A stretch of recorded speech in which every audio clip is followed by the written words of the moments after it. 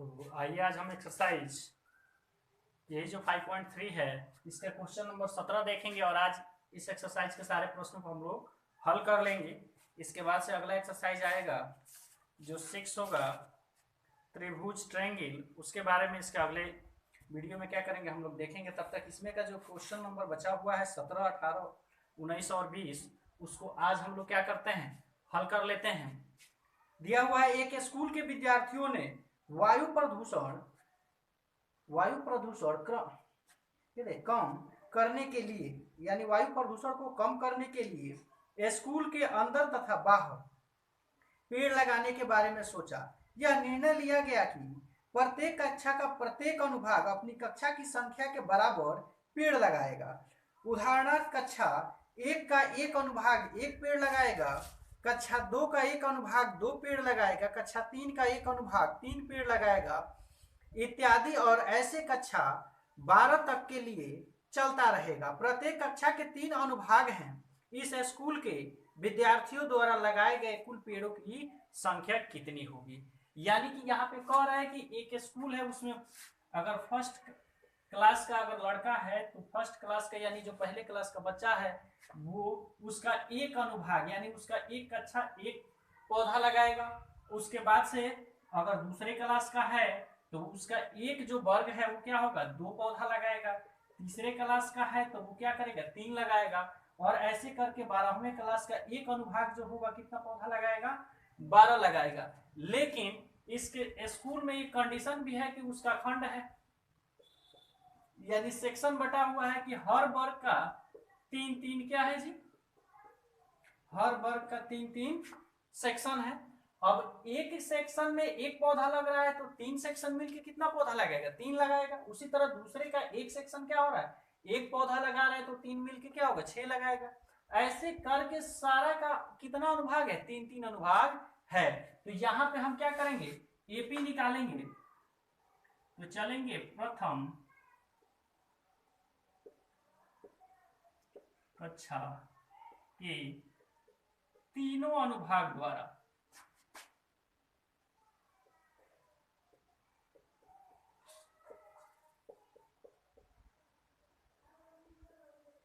लगाए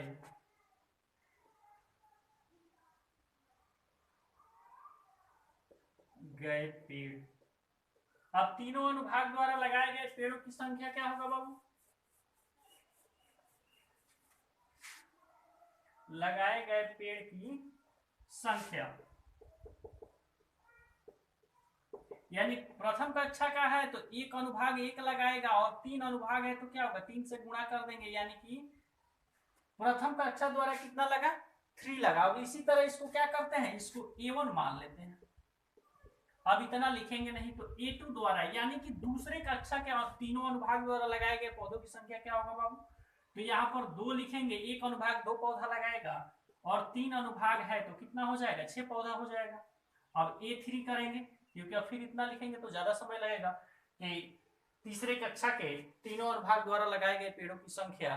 तो यहाँ पे A1 मान लिए हैं तो क्या किए A1 बराबर यानी फर्स्ट अनुभाग 1 लगाएगा 3 अनुभाग का है तो 3 से गुणा कर देंगे तो आ जाएगा। उसी तरह दूसरे कक्षा का तीसरे कक्षा का क्या होगा बाबू, सबका 3-3 अनुभाग है तो ये हो जाएगा 9। A4 करना होगा तो क्या हो जाएगा, तो यहाँ 4 में 3 से गुणा करेंगे तो ये हो जाएगा 12। और ऐसे करके हमारा कितना कक्षा है बाबू, तो 12 है तो A20 कर लेते हैं, 20 बोल रहे हैं A12 कर लेते हैं। A12 बराबर क्या होगा 12 गुणे 3 यानी आखिरी अनुभाग जो 12वां कक्षा है 12वां कक्षा के तीनों अनुभाग मिलकर कितना पेड़ लगाएंगे बाबू, तो 36 लगाएंगे। तो यहाँ पे एक हमारा एपी तैयार हो गया यानी A1 बराबर इतना, A2 बराबर इतना, A3 और डैश डैश डैश A12 बराबर 36। अब इसी में हमें क्या करना है एसएन का मान ज्ञात करना है। इसलिए कुल पौधों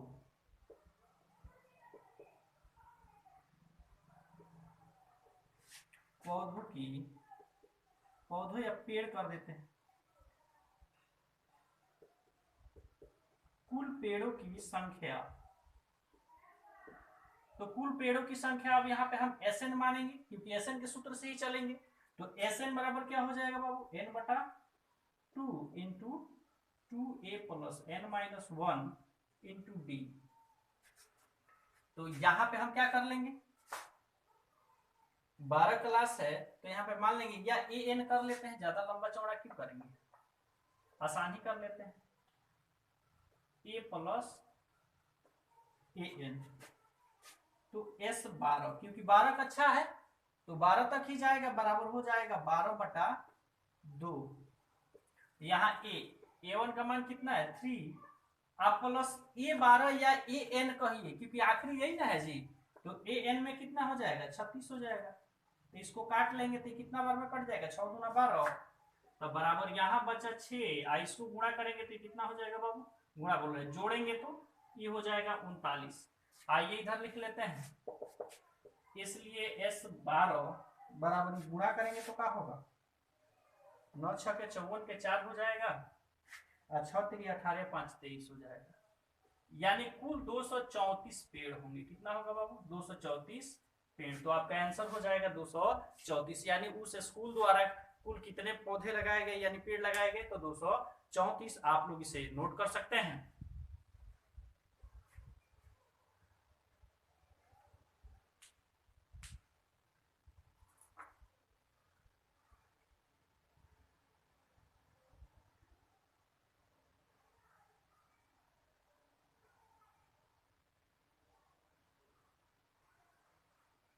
तो हम आशा करते हैं कि आप लोग इसे नोट कर लिए होंगे।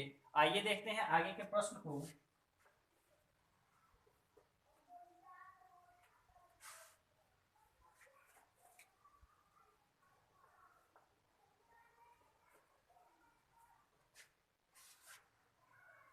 आगे क्वेश्चन नंबर 18 है।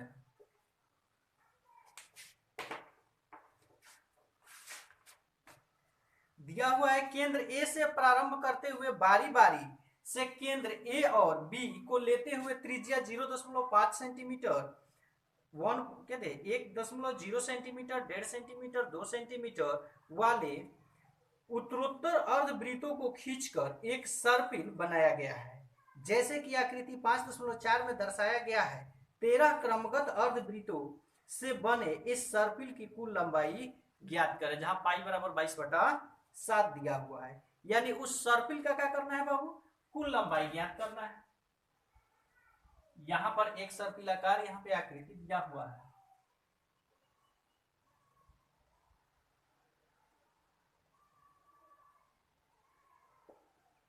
ऐसे करके 13 राउंड है। कितना है बाबू 13 राउंड है। तो उसका हमें क्या करना है ज्ञात करना है।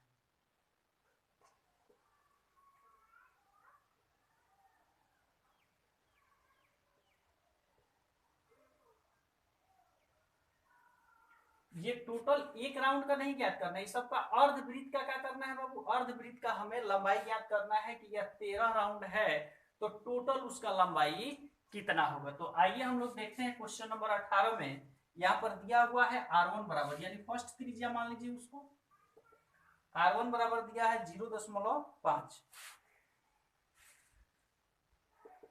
0.5 सेंटीमीटर। यहाँ हो जाएगा R2 बराबर 1.0 सेंटीमीटर, R3 बराबर 1.5 सेंटीमीटर। ऐसे करके चला गया है और ऐसे 13 है। कितना है बाबू 13 है। तो सबसे पहले ये तो R1 R2 हो गया, लेकिन हमें यहां से यहां तक की क्या चाहिए लंबाई चाहिए। तो वृत्त की परिधि क्या होती है बाबू, वृत्त की अगर परिधि का सूत्र निकालना हो तो होता है 2πr।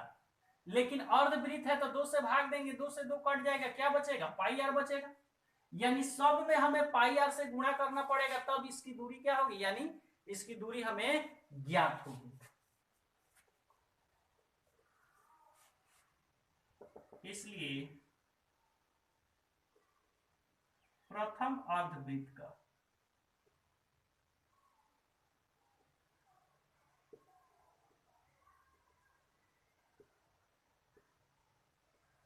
अर्धवृत्त की दूरी, इसको भी A1 कर लेते हैं क्योंकि आगे लिखने में क्या होगा लंबा चौड़ा हो जाए, बराबर क्या हो जाएगा।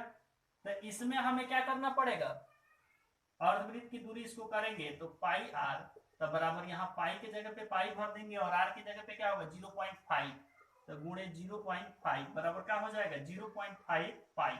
यानी प्रथम अर्धवृत्त की दूरी क्या हुआ 0.5 पाई। अब पीछे अगर सीएम लिख देंगे तो अच्छा रहेगा, सेंटीमीटर। उसी तरह अब दूसरा, तो दूसरा के लिए अब क्या करते हैं A2 लिख देते हैं, फिर उतना लिखेंगे तो ये समय लगेगा। तो यहाँ पे क्या होगा बाबू पाई आर, और पाई आर को हम क्या करेंगे यहाँ पाई का पाई रहने देंगे और 1.0 से इसमें गुणा कर देंगे, तो ये क्या हो जाएगा केवल पाई हो जाएगा। A3 करेंगे तो क्या होगा, दो था तो 1.5 हो जाएगा, ये भी हो जाएगा। तो यहाँ पे पाई आर 2 करेंगे और यहाँ करेंगे पाई आर 3, तो ये हो जाएगा पाई और R3 का मान कितना है बाबू 1.5, तो बराबर हो जाएगा 1.5 पाई। अब ऐसे ये भी आगे बढ़ते चला जाएगा कहां तक, तो पूछ रहा है कितना बाबू बनाया गया है 13 क्रमागत, यानी 13 तक चला जाएगा। कहां तक चला जाएगा 13 तक चला जाएगा, तो वो हमारा n का मान हो जाएगा। तो यहाँ पे हम सबसे पहले चेक कर लेंगे, इसलिए a बराबर चेक करेंगे तो फर्स्ट वाला मान होगा क्या होगा 0.5 पाई। उसके बाद से अगर हमको d निकालना है तो d बराबर क्या होगा A2 में से A1 घटाएंगे, यानी एक में से अगर आधा घटाते हैं तो ये भी क्या होगा बाबू 0.5 पाई हो जाएगा। और n कितने पद तक है बाबू, तो 13 पद तक। तो कह रहा है कि इस टोटल की, यानी ये सर्पिलाकार जो आकृति है इसकी टोटल की लंबाई कितनी है। तो इसकी लंबाई निकालने के लिए हम क्या करेंगे Sn के सूत्र का प्रयोग करेंगे, इसलिए Sn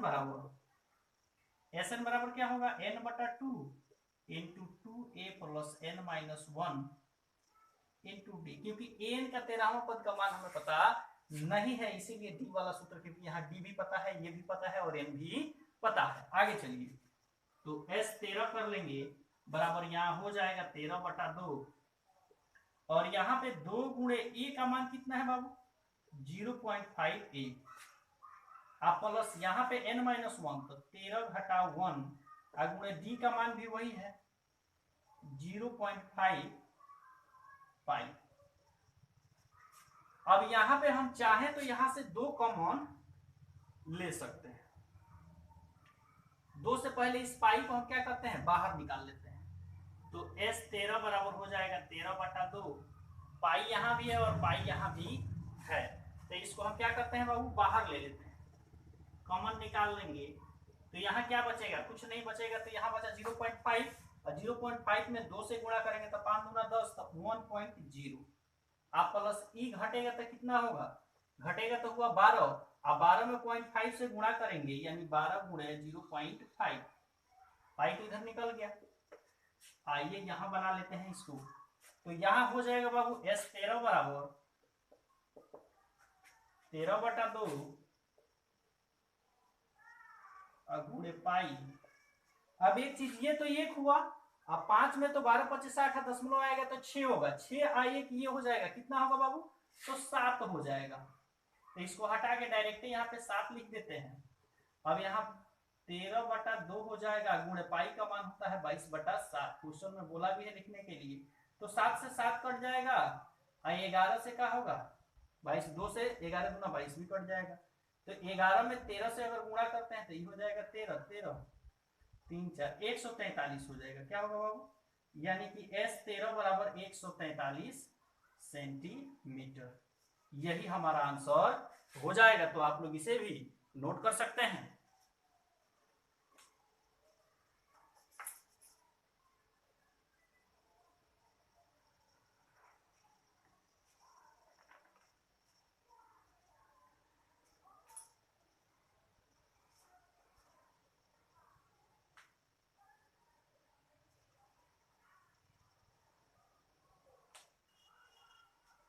तो हम आशा करते हैं कि आप लोग इसे नोट कर लिए होंगे, अगर नहीं भी किए होंगे तो वीडियो को पॉज करके नोट कर सकते हैं। आइए क्वेश्चन नंबर 19 को हम लोग देखते हैं।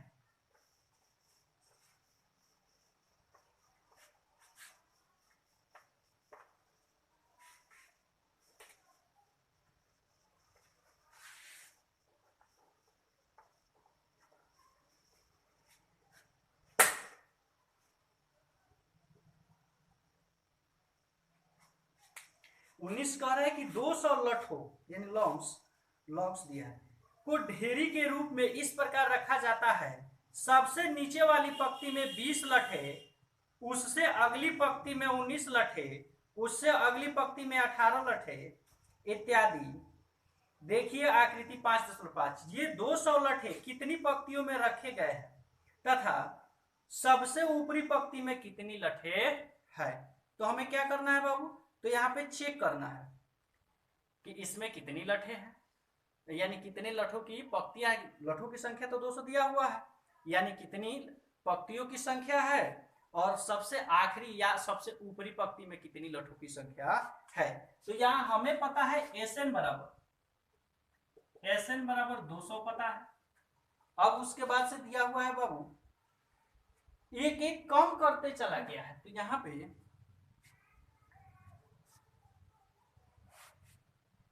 इसको SN से पहले हमें क्या करना होगा, AP लिखना पड़ेगा। AP यानी निचले में 20 है, उसके बाद से 19 है, उसके बाद से 18 है, ऐसे घटते हुए चला गया है। अब कुल मिला के कितना है, SN बराबर है 200। तो यहाँ पे N बराबर, N नहीं, पहले A बराबर हम 20 लिख लेंगे और D बराबर क्या लिखेंगे बाबू, तो 19 में से 20 जाएगा तो -1 बचेगा। अब N का मान हमें पता नहीं है, तो SN का मान पता हो गया, A का मान पता हो गया और D का मान पता हो गया।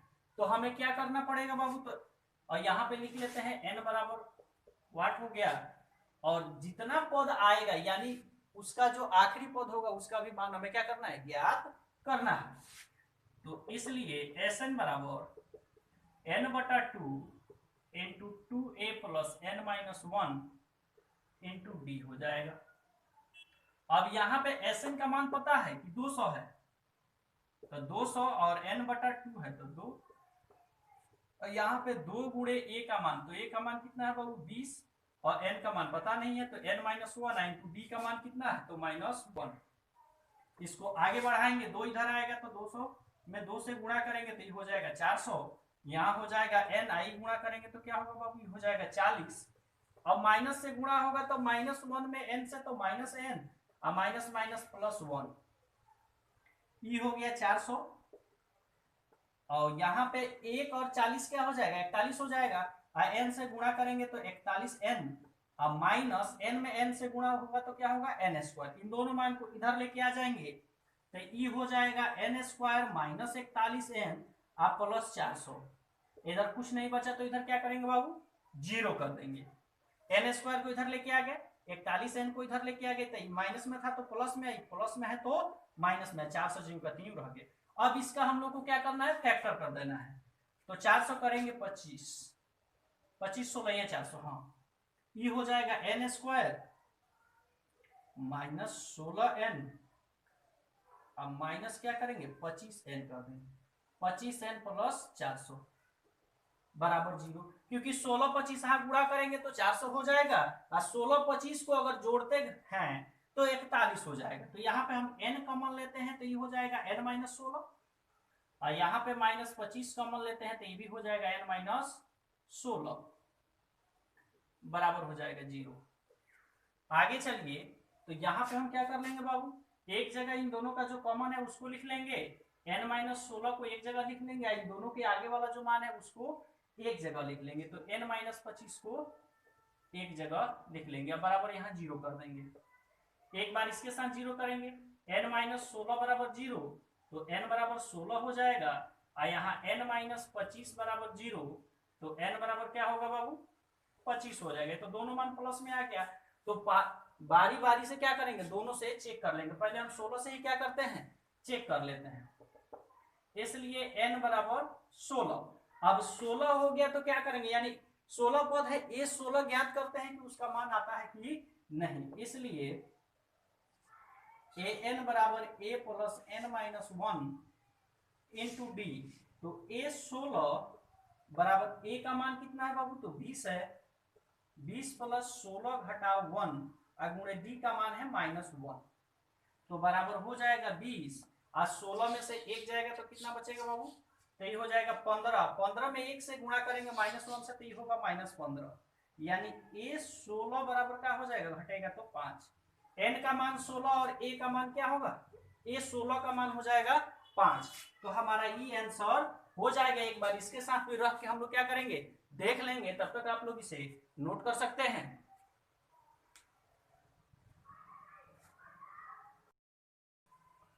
तो हम आशा करते हैं कि आप लोग इसे भी नोट कर लिए होंगे। आइए वो भी मान देख के रख लेते हैं, क्योंकि यही आंसर हमारा हो जाएगा।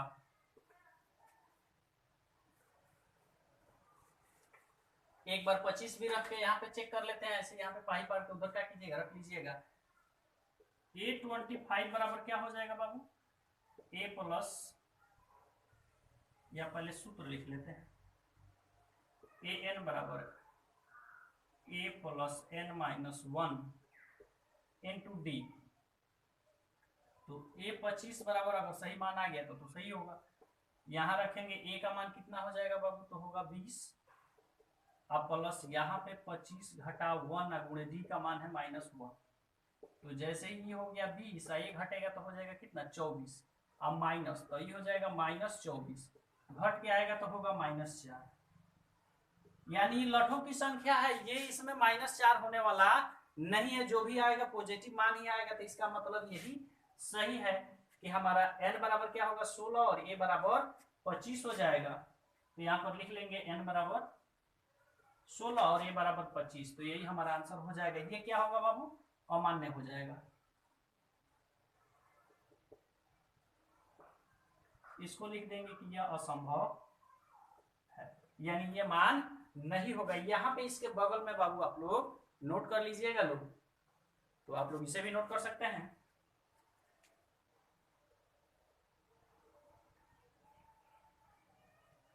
तो हम आशा करते हैं कि आप लोग इसे भी नोट कर लिए होंगे। आइए आगे के प्रश्न को देखते हैं। क्वेश्चन नंबर जो 20 है,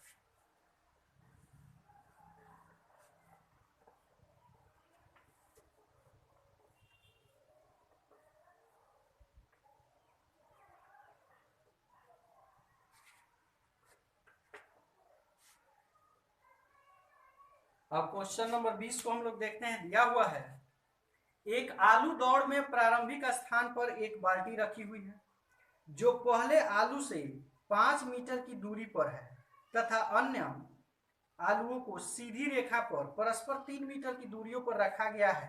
इस रेखा पर 10 आलू रखे गए हैं। प्रत्येक प्रतियोगी बाल्टी से चलना प्रारंभ करती है, निकटतम आलू को उठाती है, उसे लेकर वापस आकर दौड़कर बाल्टी में डालती है, दूसरा आलू उठाने के लिए वापस दौड़ती है, उसे उठाकर वापस बाल्टी में डालती है, और वह ऐसा तब तक करती रहती है जब तक सभी आलू बाल्टी में न आ जाए। इसमें प्रतियोगी को कुल कितनी दूरी दौड़नी होगी। यानी कि यहाँ पे बना देते हैं फोटो। यहाँ पे एक बाल्टी रखा गया है और इसमें क्या करना है बाबू, आलू रखना है। यानी यहां से वो चल रहा है तो फर्स्ट दूरी 5 मीटर है, उसके बाद से 3-3 मीटर की दूरी पर सब है, जो भी है सब 3-3 मीटर की दूरी पर आलू रखा हुआ है। अब उस प्रतियोगी को क्या करना है, आगे से वहां यहां से जाना है। सबसे पहले तो यहां से वो जाएगा और वापस आएगा। एक आलू यहां से क्या करेगा, उठाएगा, ऐसे करके आगे तक 10 आलू रखा गया है। अब पहले तो ये प्रतियोगी यहाँ जाएगा और यहाँ से आलू उठाएगा, फिर लाके इस आलू को क्या करेगा, इस बाल्टी में डालेगा। तो जाने के क्रम में क्या हुआ, 5 मीटर गया और आने के क्रम में 5 मीटर आया, तो कितना हो गया बाबू, तो यानी कि ये 10 मीटर हो गया। यानी पहला आलू उठाने के लिए गया और आया तो 10 मीटर हो गया। फिर उसके बाद से दूसरा आलू जब वो उठाने जाएगा तो 5 मीटर तो ये चला और 3 मीटर और उसे चलना पड़ा, यानी 8 मीटर गया। अब पुनः उसको रखने के लिए क्या हुआ, 8 मीटर आया। तो अब यहां से यहां जाएगा तो उसका 8 मीटर हो जाएगा, यानी 8 मीटर गया और 8 मीटर आया। फिर उसको जब तीसरा आलू लेना होगा तो इस 8 में 3 मीटर और आगे जाना होगा, तो वो 11 मीटर गया और 11 मीटर आया। ऐसे करके उसका दूरी बढ़ते चला जाएगा। ऐसे 10 आलू रखे हुए हैं। तो आइए हमें सबसे पहले यहाँ पे क्या करते हैं, बनाते हैं।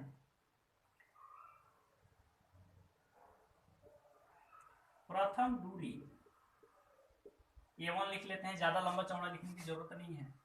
A1 बराबर क्या होगा, 5 मीटर गया अब प्लस 5 मीटर आया। तो उसका कुल दूरी कितना हो गया बाबू 10 मीटर। उसी तरह A2 बराबर क्या हो जाएगा, अब 5 में 3 मीटर और ऐड हो जाएगा तो ये हो जाएगा 8 मीटर गया अब प्लस 8 मीटर आया, तो ये कितना मीटर हो गया बाबू 16 मीटर।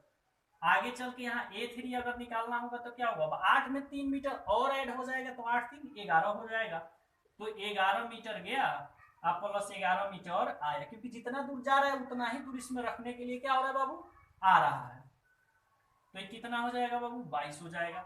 अब ऐसे करते करते वो क्या होगा 10 आलू को लाके रख रहा है, तो ऐसे आगे वो बढ़ते चला जाएगा, तो हमें क्या करना है कुल दूरी निकालना है। तो हमारा एपी यहाँ पे बन रहा है 10 16 22, तो यहाँ पे हम क्या करेंगे ए का मान निकाल लेते हैं, ए बराबर हो जाएगा 10, डी बराबर क्या होगा बाबू 16 में से 10 घटा लेंगे तो 6 बचेगा, और उसके बाद से एन बराबर कितने आलू की संख्या यानी कितना बार आएगा जाएगा तो 10 बार, तो यहाँ पे हम क्या कर लेंगे 10 लिख लेंगे। अब हमें क्या करना है एस एन यानी कुल दूरी, इसलिए कुल तय की गई दूरी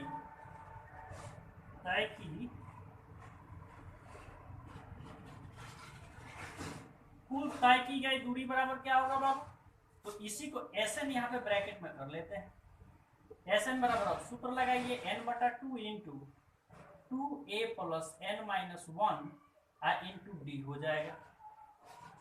आगे इसको बढ़ाते हैं तो n का मान है 10 बटा यहाँ 2 कर लेंगे और 2a, तो 2 गुणे a का मान कितना है, a का मान भी 10 है, आप प्लस यहाँ पे 10 घटाओ 1 हो जाएगा, और d का मान कितना है बाबू तो 6 है, तो यहाँ 6 भर लेंगे, ये हो जाएगा 5 दूना 10, तो यहाँ बचेगा 5, और यहाँ ये हो जाएगा 10 दूना 20, आप प्लस 1 घटा तो 9, 9 में 6 से गुणा करेंगे तो 9 6 54, अभी हो गया 5, अब 54 अब 20 कितना होता है बाबू तो 74 हो जाता है। अब 74 में हम लोग क्या करेंगे 5 से गुणा कर लेंगे तो 5 चौका 20 और 7 पचे 35 और 2 कितना हो जाएगा 37, यानी 370 मीटर वो कुल 10 आलू को ला के रखने में चला, तो इसलिए एस एन बराबर या एस 10 कर लेते हैं 10 आलू, यानी एस 10 बराबर कितना हो जाएगा 370 मीटर, तो यही हमारा आंसर हो जाएगा। तो आप लोग इसे भी नोट कर सकते हैं।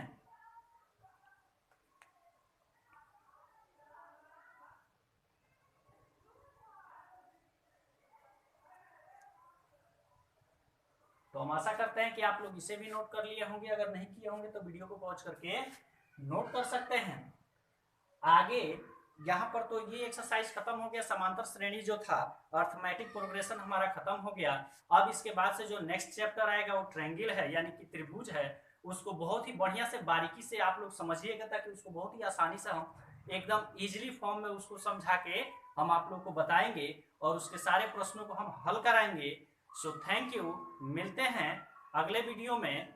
त्रिकोणमिति बोल रहे हैं, जो त्रिभुज है ट्रायंगल है उस चैप्टर को लेकर के। So thank you.